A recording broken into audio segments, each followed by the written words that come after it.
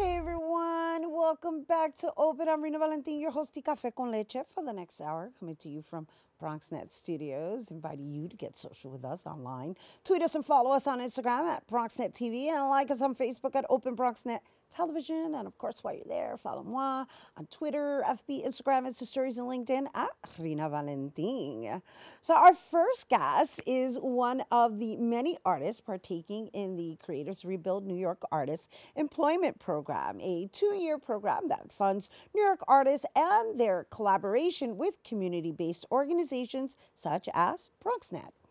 She is the creator of the upcoming Random Acts of Arts program, airing on BronxNet during the month of December. And she's here to share more. Please welcome CRNY artist and creator of Random Acts of Art, Marthalicia Matarrita. Hello and welcome. Hello, and thank you for having me. Well, congratulations. Thank you, thank you. This is such a thrill to be here and also be able to produce programs such as this through the CRNY, and I'm just happy to share with the public exactly all the things that entails that.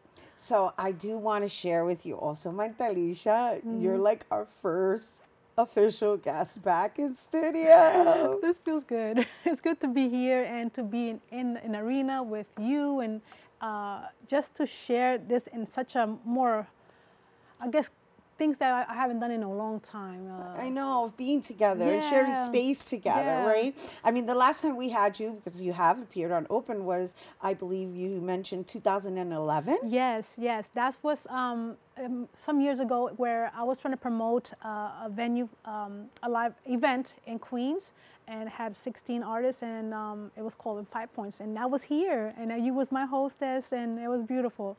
And here you are again, hosting other artists, right? And this time it's going to air on our channel, so let's talk about that. Let's talk about this Random Acts of Arts, which is a lovely concept. Let's just share with our viewers how you position this, because I know you're traveling all over the Bronx as well. Yes, the whole premise of the whole experience of Random Acts of Art is to demonstrate to the community that the fellow neighbors are as creative as anybody around in any borough. What this Random Acts of Art is featuring an artist that's painting in a canvas so that the public can see the process from the beginning to the very end. And to do so, there's stages of it, and people are engaged in, like, wow, this is the process, and this is each artist also are different from one another. Some of them are painters, watercolor. Some use markers. By doing this, you not only educate the environment or the neighbors what art is, but you celebrate and you encourage that this actually is happening to your fellow neighbors, and then this welcomes the encouragement, I guess. Yeah, and you're also building community, right? Yes, yes. You're building community, and you're building community and conversations from the lens of whomever is actually drawing it, right? Yes. And so, all right, so how do you pick your artists, and how do you pick your locations, and what kind of time is involved in the whole process? And for this episodes that you're gonna see are the artists that you're viewing are artists that I've met before through other art venues, and different artists from different, curated events and such. And the timeline is really 5 hours. So you have from 2 to 5, or 3 hours at least. And in the process, the location is randomly scheduled through how close they live there. But now this second round next year. So is it safe to say that the artist is also kind of representing a certain section of the Bronx? Yes, some of them live nearby a certain area in which they were standing and creating their work. So it's easier for the neighbors, like I was saying earlier, to say, wow, I know this young artist, and this artist is, we go to the same grocery store. And this enhances community support and acknowledgement. And at the very same time, the youth can witness, oh, that's someone I know. I can do the same thing too. And kind of like another spiritual educational component to this. Yeah, it's lovely. It's lovely. It's a lovely concept, and it's beautiful, right? Because what you're referencing now is like, okay, you run into this person at the supermarket, and unless you're having an in-depth conversation, you don't know that they're an artist, or you don't really know what they do. So here you are, you plant them outside, you have them drawing, right? And how do they choose their subjects? That's another conversation. But before we even jump to that, like in choosing the artist, choosing the location, and choosing the timeline, and what kind of engagement does it really invite, right? Based on what you just shared with kind of leaving things better than what they were, right? In the sense of inviting and welcoming the next generation to partake in this experience through artistry, right? So in doing so, how is it that right now you have a few artists that you've already curated, right? Yes. I think about seven or 7 something of like them, that. yes, 7. And so what kind of responses have you received, not only from the artists, but from the people who have engaged? One of the things I wanted to come back to is the subject matter, which is I asked them to not be, to find out what they like personally and what they like to share. That's fun for them and represents themselves. So it could be a bunch of different things, such as cultural influences or regional. The other aspect of it, while they creating their work, the wonderful part about this is how they engage by, we play music on the side, and then people just casually just are enthralled by the chemistry of the visual, the music, and how welcoming it is to say, they'll ask you, what are you doing? And then the artist might say, well, I'm painting. Oh, and then the conversation begins. And that's magical for me. It is, and plus we need it right now so much, right? After being segregated for so long. I mean, we've all been separated. We've been living in boxes. We've been communicating as such, even through our artistry. I mean, I do want to share that I learned a little something about you, and it's how you're interested in merging food with animals, which I found oh my goodness.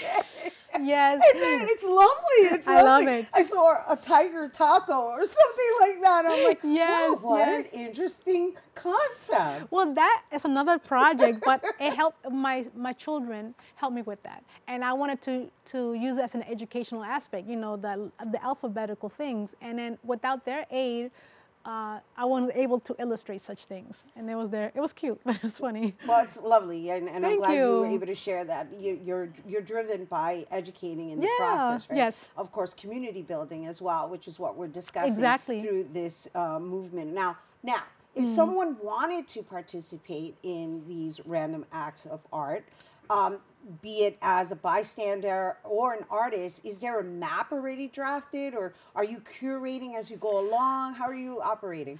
I'm curating as I'm going along, but I would love to circulate and talk about further acquiring new artists, because if this sparks something in the environment that maybe my perception for the next year is to have a professional artist with the youth, where they can not just teach it, but just encourage it by paint along.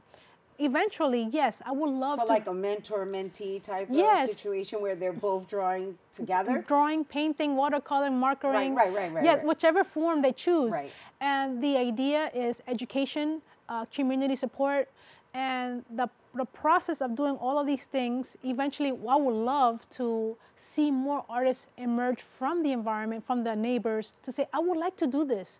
I would love to bring more artists that I don't even know of that lives in the neighborhood. Some people are too timid or too scared because they already have a perception that art has to be something that they cannot... that you have to study. Yes. That you have to get formal training. But you don't really have to at all. If you feel like you need it, go for it. But if you can engage in creating, I support it and encourage it most. And that's pretty much what I'm trying to utilize this platform is anybody can do art. Right. Right, and when I was saying earlier about leaving things better than we found them, it's like that's like a phrase I live by, because they need to see that it's accessible to them Yes, first. yes. And that's what you're doing. You're bringing it to them. Yes, so they can see it's real. Right. It exists. Right, and they can also experience. They Yes. can also experience the process, right? Because it's one thing to see the final product, and it's another thing to really be part of the process. So, how many people have you witnessed so far that have been there for the entire process, aside from the artist? There were a handful of people, which the conversation was wonderful because there was an elder who said, my son does this, but he never went classical training. How would I go about having my son participate? And that led to beautiful conversations about, oh yes, the gentleman had also said he never thought these type of things existed because he's either commuting or working. And that made me understand that there are so many elders that don't know how to see a performance of like this, right? Because they don't know in what method or what in this again, or even where to find it, yes. right? For that matter, right? We'll just say that because we're going to Yes. go back to making it accessible. Because Yes. just through the images that I saw, and I know that this is going to be airing on BronxNet television, so you guys are going to be able to witness it and experience it in action. But even in the photos that I saw, I could tell that there is this communing of conversations, of like familiarization, of warmth, right? Because again, the past couple of years, the past 3 years, we've all been separated, and Yes. and so it that humanizes it. yeah, And an element that we're missing. yeah. And humanizing it enriches the experience, which aids to memory. Having healthy memory encourage more momentum for positive momentum to yourself and to others. And that's important. And you know, we're going to end on the fact that I notice a lot of your stations have been near trees. Yes, because I think nature is an important factor It's to healthy. this whole healing process. So that also plays a role, all right, in being outside and breathing the fresh air. It does encourage us to get out. Because Right. I also know that being enclosed during these tough times, a lot of the adaptation was being stuck in the screen, computer, cell phone. While you're in nature, it kind of alters and relaxes the muscles.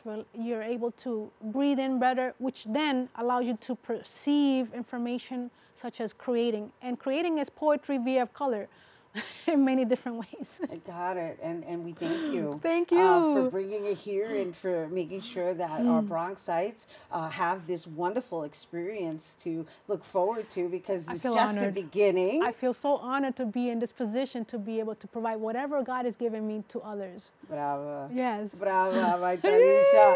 Random acts of art, everyone. That's Marthalicia Matarrita, CRNY Artist. And of course, you can catch Random Acts of Art on Thursdays at 8 p.m. on BronxNet channels. And for more information, you can visit BronxNet.org. We have to take a quick break, but when we return, we'll have a laugh with the Laughing Love Bugs. Stay tuned.